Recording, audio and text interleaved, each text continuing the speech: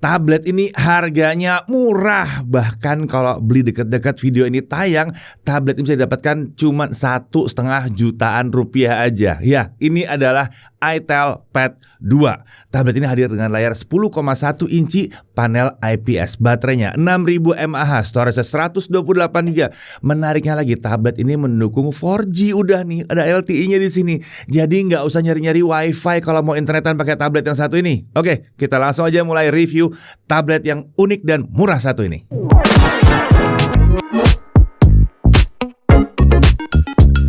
itel Pad 2 ini adalah tablet dari itel ya. Brand ini biasanya dikenal karena produk smartphone mereka yang harganya terjangkau tapi menawarkan hal yang lebih dari kelas harganya. Seperti itel P55 5G yang rilis akhir tahun 2023 atau itel RS4 yang baru rilis di April 2024. Belum nonton? Video-videonya udah ada semua sebetulnya ya. Kalau kelewatan udah tahu ya harus ngapain. Mungkin kalian kelewat karena belum subscribe. Oke, kita lanjut ya. Nah, sekarang mari kita lihat apa yang ditawarkan itel di tablet baru ini. Tapi kita mulai dari paket penjualannya dulu. Nah, di sini tentunya ada unit tabletnya. Lalu ada charger ya. Ini charger 10 watt. Jadi, walaupun 10 watt tetap ada chargernya, ada chargernya di sini. Kemudian ada kabel USB A to C. Ada casing. Ada case-nya buat tablet. Ada paket dokumen juga. Nah, kalau bicara paket penjualan untuk tablet ini cukup unik ya. Ada casing dalam paket penjualan di sini.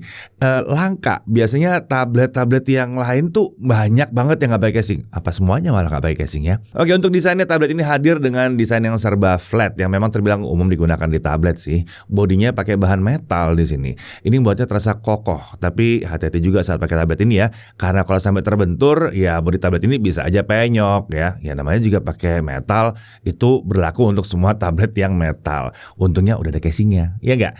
itel menawarkan tablet ini hanya dalam warna grey atau abu-abu saja. Untuk dimensinya lebar 243,5 mm, tinggi 159,5 mm dan tebalnya 9,05 mm.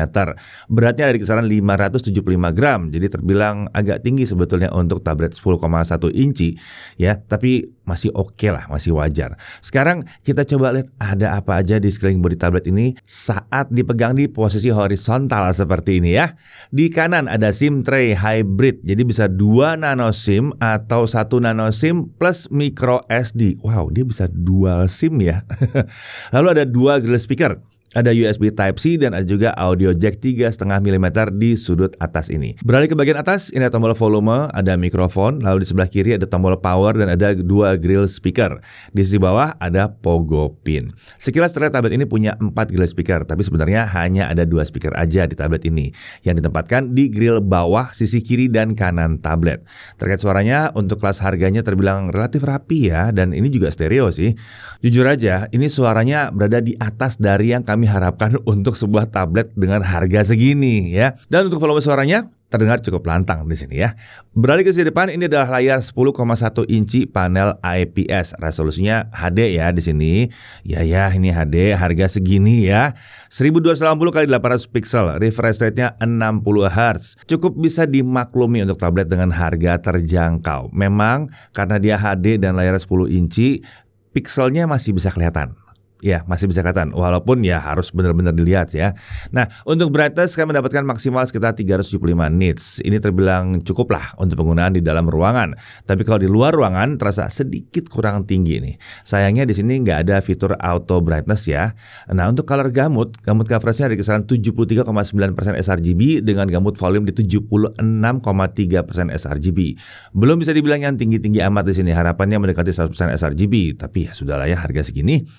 Seenggaknya ini sudah sedikit lebih baik dibandingkan layar laptop yang murah, yang biasanya cuma di kisaran 60% sRGB. Nah, kalau bicara soal bezel, nah ya jelas ya di tablet ini masih terbilang cukup tebal, tapi ini klasik lah buat harga-harga segini. Lagian itu juga berarti dia melindungi layar dengan lebih baik lagi. Beralih ke kamera depan, ini ada kamera selfie 8 megapiksel bukannya f2.2, perekaman video sampai dengan 720p saja ya, 30 fps. Sisi belakangnya kamera utamanya 8 megapiksel f2.0, ada autofokusnya. Ada autofokusnya di sini.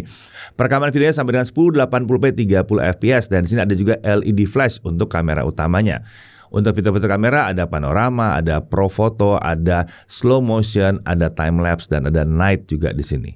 Untuk spesifikasi internalnya, SoC, chipset atau prosesornya dia pakai Unisoc Tiger T606 dengan fabrikasi 12 nanometer.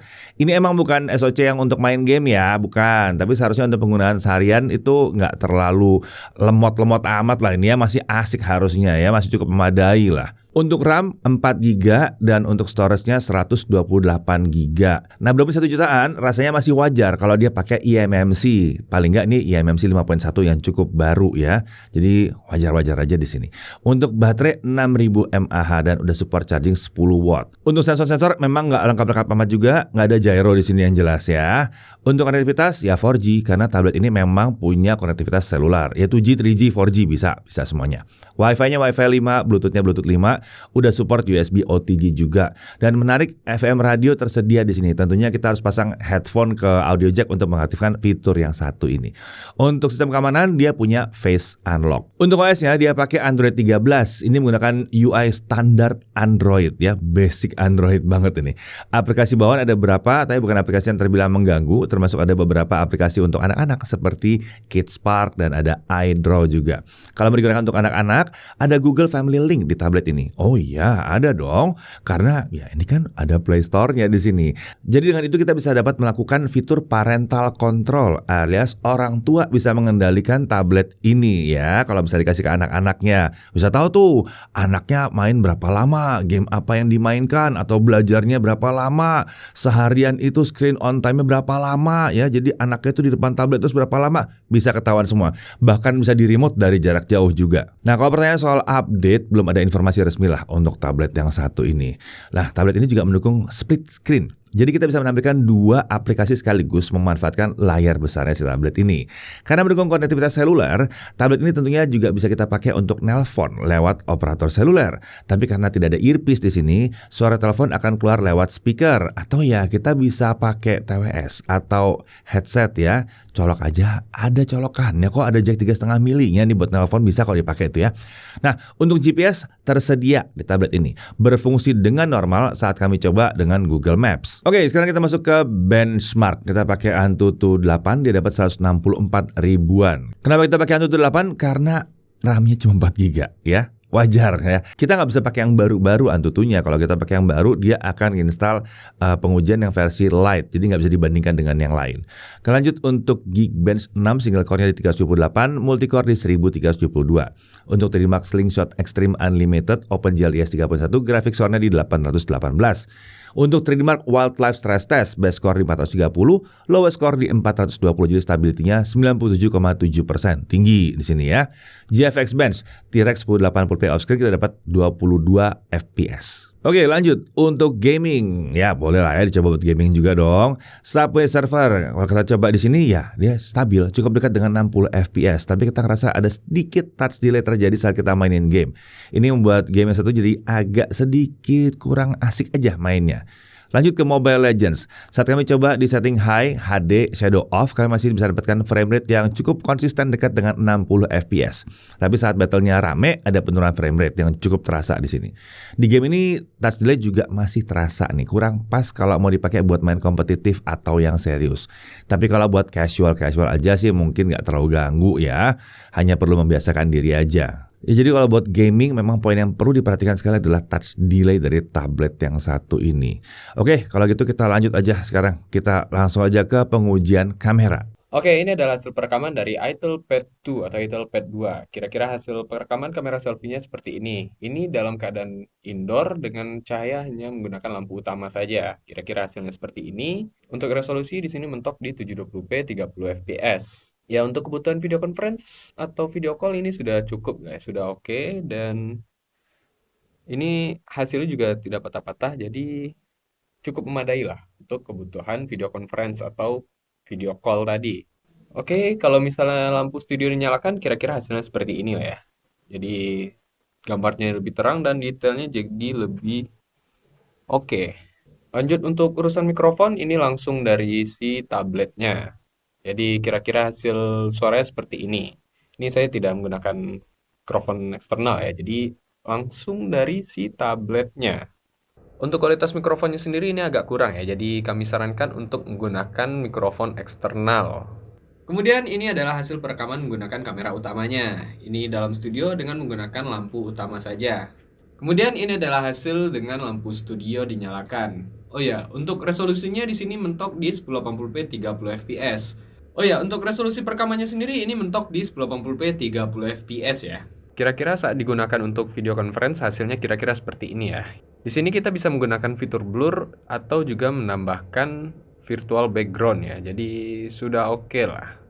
Hasil video mungkin rada patah-patah tapi bukan dari si kameranya. Ini mungkin lebih dari si aplikasinya ya. Secara overall, kamera dari si Itel Pad 2 ini sudah memadai untuk kebutuhan video conference ataupun untuk video call. Ya, mungkin kekurangannya hanya di bagian mikrofonnya. Tapi setidaknya itu bisa diatasi dengan menggunakan mikrofon eksternal. Mungkin itu dari saya, kita lanjut ke studio. Oke, lanjut lagi ke pengujian baterainya. Untuk YouTube Local Video Playback 1080p, jadi di-download dulu di aplikasi YouTube, terus kita putar tanpa connect ke internet. Kita bisa dapat 12 jam 36 menit. Nah, di tablet yang kami gunakan untuk pengujian ini, indikator baterai sepertinya belum terkalibrasi dengan baik. Nggak tahu apa unit kita doang ya mungkin ya. Di awal pengujian kami merasa bahwa baterainya cepat sekali turunnya, sampai kami mengira bahwa baterainya cuma tahan sekitar 7-8 jam saja. Tapi saat indikator baterai mencapai 2%, tiba-tiba ya baterai bisa bertahan berjam-jam dalam kondisi 2%. Baterai baru turun ke 1% setelah sekitar 5 jam lah kurang lebih. Lalu tabletnya baru mati setelah 12 jam 36 menit. Nah, saat kami mencoba mengulang pengujian tersebut, hal sama terjadi lagi nih di sini. Mungkin perlu update atau unit kami yang kena masalah seperti itu ya. Ya, tapi paling nggak hasilnya masih lumayan lah. 12 jaman untuk kelas harganya. Kenapa dibilang lumayan? Karena ini pakai layar yang besar. Ukuran layarnya tentunya akan lebih memboroskan baterai ketimbang sebuah smartphone. Lanjut untuk streaming YouTube, 1 jam ya streamingnya ya. Baterai berkurang sekitar 17%. Ini juga mungkin ada efek dari masalah kalibrasi baterai ya. Presentasi baterai itu jadi terlihat turun jauh lebih banyak daripada yang seharusnya. Lanjut untuk charging, untuk mencapai 50% dibutuhkan waktu 42 menit. Sementara dari kosong sampai penuh butuh waktu 1 jam 52 menit. Ini menarik sekali ya. Karena untuk yang chargernya cuma 10 watt, ini terbilang relatif kenceng nih nge-charge-nya nih. Nah, kemudian untuk Netflix ya, Wi-Fi-nya L3. Jadi kalau streaming ya SD aja. Kalau menonton resolusi lebih tinggi, kita harus download dulu kontennya yang ingin kita nonton baru diputar. Tapi lagi-lagi ingat ini memang HD sih sebetulnya ya. Jadi ya masih oke lah ya. Untuk YouTube streaming juga hanya bisa mencapai 720p 30 fps. Tapi kalau kita download dulu videonya, kita bisa nonton sampai 1080p 30 fps. Untuk haptic feedback ada di sini haptic feedbacknya. Sayang ketarnya memang terasa agak kasar aja di sini. Ya lagi-lagi wajar, sebuah tablet biasanya sih emang kita nggak hidupin haptic feedbacknya. Lanjut untuk Wi-Fi sharing bisa atau enggak? Di sini belum bisa ya. Wi-Fi hotspot di sini hanya untuk sharing konektivitas internet dari seluler aja via Wi-Fi. Jadi dia nggak bisa nge-share Wi-Fi ke Wi-Fi lagi. Oke, kalau dia nanya layarnya bisa nerima input sampai berapa jari? Ternyata walaupun ini tablet yang terjangkau, dia bisa nerima input sampai 10 jari di sini. Lumayan juga ya. Lalu apakah dia bisa pakai keyboard dan mouse? Ya bisa lah, ya pasti bisa. Kenapa kami bahas ini? Karena pasti ada yang nanya, bisa nggak pakai keyboard atau mouse? Jadi mau pakai keyboard mouse Bluetooth? Bisa, tinggal hubungkan aja lewat Bluetooth ya. Sementara kalau mau pakai keyboard dan mouse USB, bisa juga pakai USB hub aja. Bisa banget, nggak ada masalah. Itu basic Android kok. Nah untuk harganya, Itel Pad 2 ini dipasarkan dengan harga 1.699.000. Tapi kalau kalian nontonnya dekat-dekat dengan awal video ini tayang, tanggal 25 sampai 27 Mei ada promo di Shopee exclusive price 1.599.000. Seperti biasa, setiap ada eksklusif deal seperti ini, Itel juga memberikan gratis 100 headset IP11 untuk 100 pembeli tercepat. Selain itu, untuk pembelian tablet ini ada bonus silicone case with standing case dari Itel khusus untuk pembelian online saja. Iya, jadi kalau belinya di awal-awal, kalian bisa dapat 2 case sekaligus, yang bawaannya sama case seperti ini nih, yang bisa membuat dia jadi berdiri karena ada standnya di belakang. Untuk link pembeliannya bisa cek aja langsung di deskripsi video ini.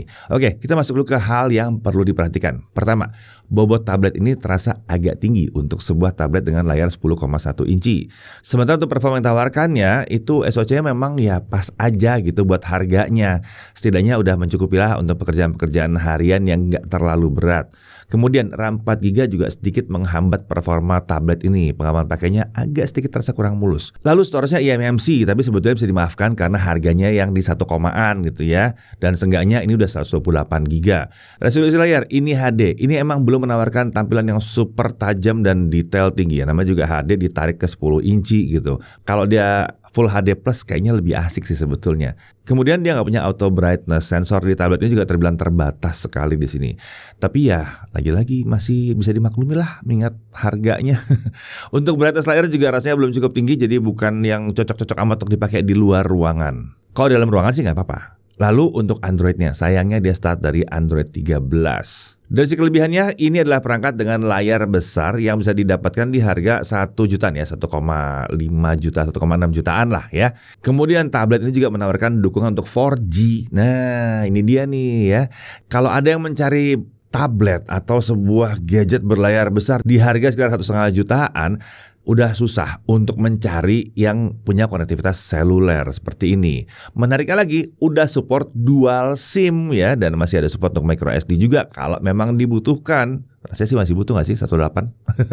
Nah, untuk speaker, ini emang stereo ya, dan kualitasnya terbilang memadai sekali untuk sebuah tablet dengan harga segini. Dia masih punya audio jack 3,5 mm, ada dukungan untuk FM radio juga untuk opsi hiburan yang gratis. Kamera selfie-nya juga posisinya tepat di tengah saat tablet ini digunakan di posisi horizontal. Jadi udah kekinian banget desainnya. Untuk video call cocok yang satu ini.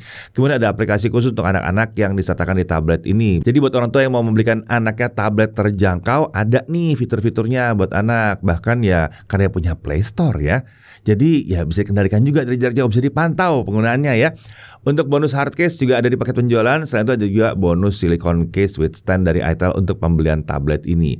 Ya, tablet ini masih terbilang memadai untuk yang ingin menikmati konten dengan tampilan yang lebih besar dari yang ditawarkan oleh sebuah smartphone. Ya memang tampilannya bukan yang paling keren yang pernah kita lihat, tapi ini bisa dikatakan sudah mencukupi lah ya.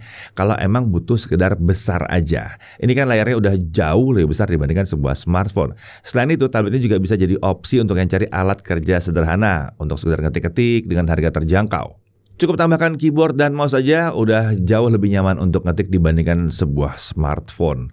Untuk admin toko online, ya layar besarnya juga bisa membantu nih. Apalagi tablet ini juga bisa langsung terhubung ke internet lewat 4G ya, nggak usah pakai wifi lagi gitu. Atau bisa juga ini untuk orang tua yang mau beliin tablet untuk anaknya, ini sudah sangat mencukupi. Terlebih kalau ingin tabletnya nggak terlalu banyak dipakai gaming. Nah, ya kan? Nggak bisa dipakai gaming, mungkin buat kalian yang sudah lebih dewasa akan tidak suka. Tapi kalau buat orang tua, wah bisa jadi suka. Oh, saya mau beliin anak saya biar anak saya nggak main game. Yang penting belajar lancar, ya nggak? Ya untuk browsing itu udah bisa banget, belajar online udah bisa banget lah pakai ini. Jadi buat kalian yang mencari tablet 4G berlayar besar dengan harga yang miring, terjangkau, ya ini dia nih, udah disediain sama itel pilihannya. Saya Didi Irfan, Jakarta TV.